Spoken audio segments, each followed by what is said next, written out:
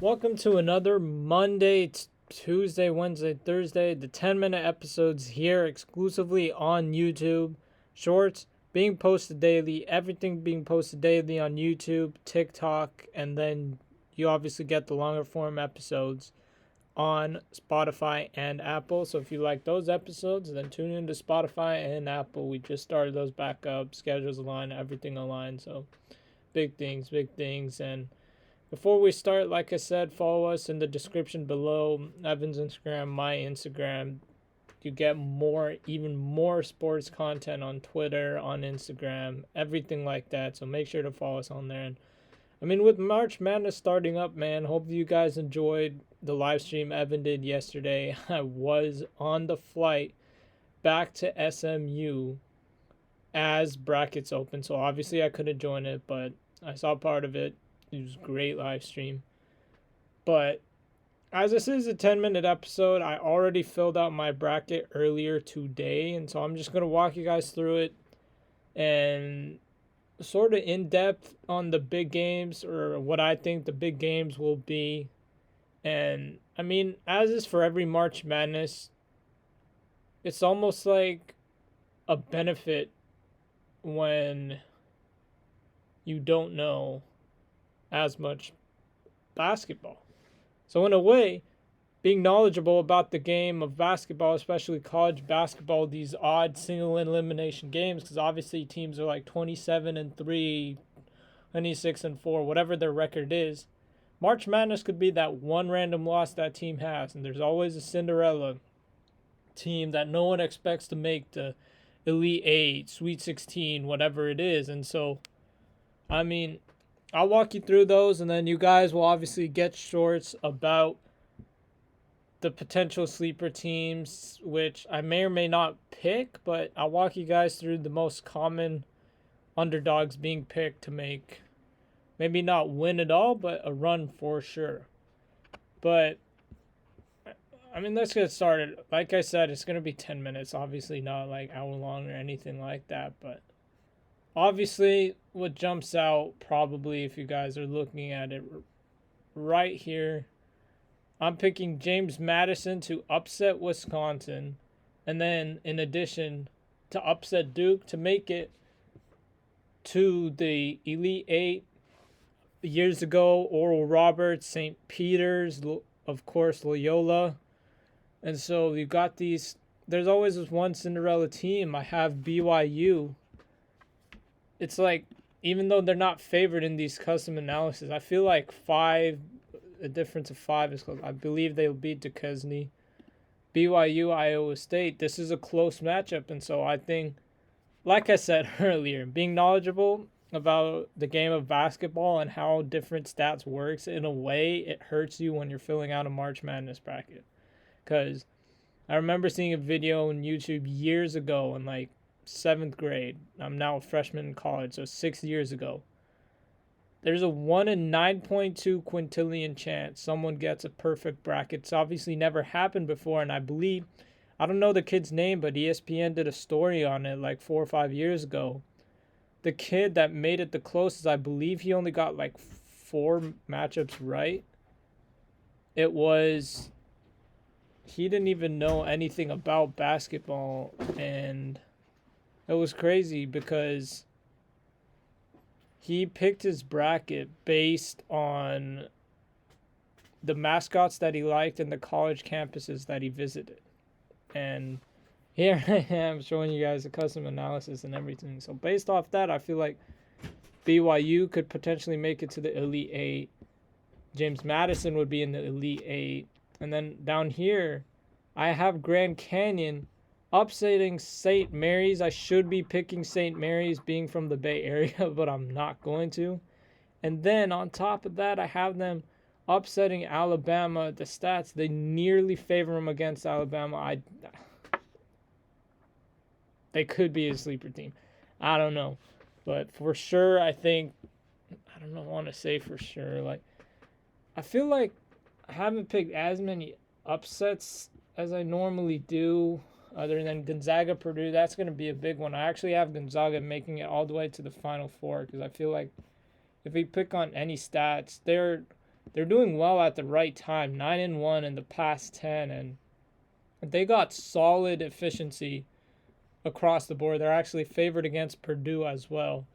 And Purdue shaky runs in March Madness, and I feel like that might continue over here. And I guess they had it tough with Gonzaga being the 5 seed. I have over here Oregon upsetting South Carolina, even though it favors South Carolina again. March Madness is March Madness. The stats may not be how it actually turns out. Most of the times it's actually not. But Oregon, look, these long connections and everything is what I'm going for. I know friends that go to Creighton. I know friends that go to Oregon. And actually, Joseph, he's been on the podcast a couple times. He goes to Oregon. And so I'm just going for these random connections, like, because I guess they're right. They're right more than the stats. I have a story. Aunt and my mom actually know nothing about sports. Absolutely nothing about sports. Last year, they were top 1,000 in the country.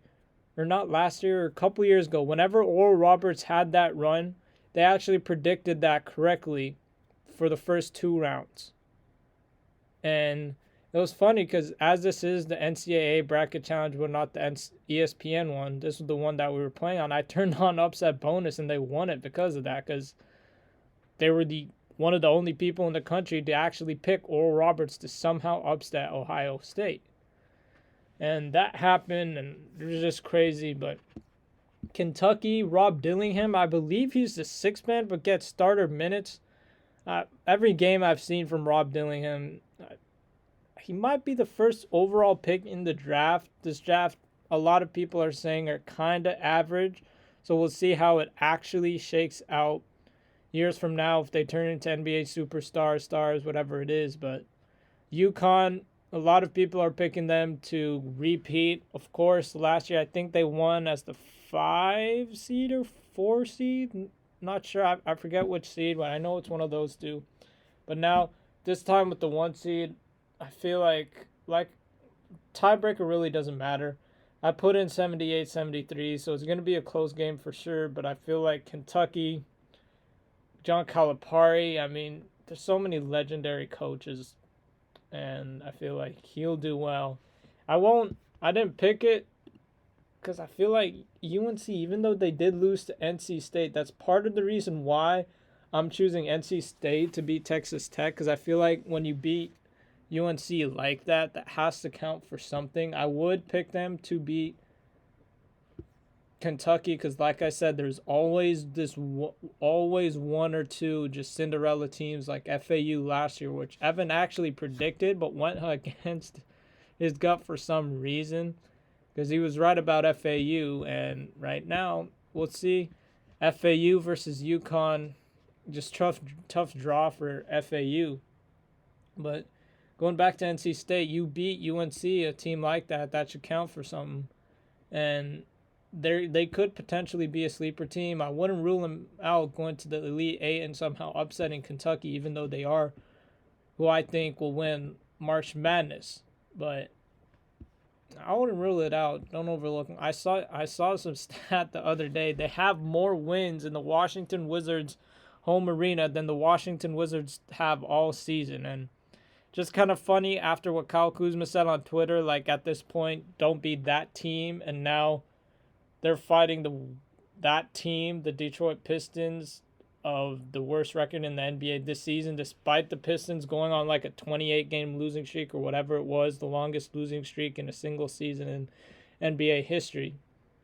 And so, NC State, maybe tough draw going against Kentucky. I wouldn't rule out Kentucky getting upset. I hope not, because like you guys can see, they are my champion. And Rob Dillingham's different. Calipari is different. I feel like they'll be experienced for sure.